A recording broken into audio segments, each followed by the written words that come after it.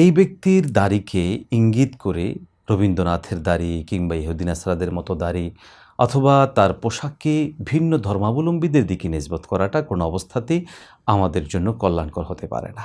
প্রতিবাদের ভাষাও হতে হবে সভ্য, শালীন, ভদ্রচিত, মার্জনীয়। প্রতিবাদ করতে গিয়েও আমরা কখনো কখনো সীমা লঙ্ঘন করি। দেখা যাচ্ছে একজন ব্যক্তি, তিনি দাড়ি আছে, টুপি আছে, কিংবা তিনি মুসলমানদের পোশাকের মতো পাঞ্জাবি পরছেন, আবার তিনি কোনো গুনাহের মধ্যে লিপ্ত হচ্ছেন।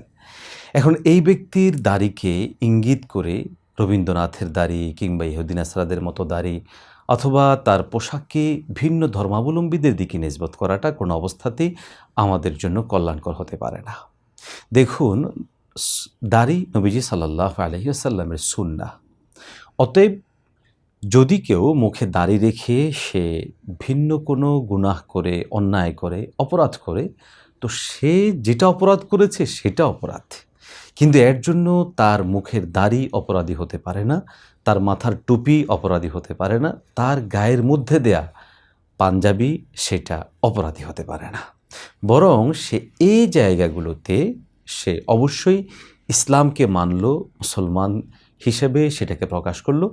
আমাদেরকে যে কাজটা করতে হবে সেটা হচ্ছে, যিনি যতটুকু ভুল করেছেন, যে জায়গায় ভুল করেছেন, ঠিক অতটুকু ভুল, ওই ভুলটাকে সংশোধনের নিয়তে দাওয়াতের ভাষায় ভদ্রচিত, শালীনভাবে সেটাকে ধরিয়ে দিতে হবে।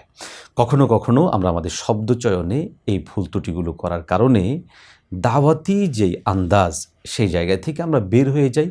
ফলে সংশ্লিষ্ট ব্যক্তিরা পরিশুদ্ধ হওয়ার জায়গা থেকে উল্টো তারা এখান থেকে প্রতিক্রিয়া গ্রহণ করে, পার্শ্ব প্রতিক্রিয়া হয়।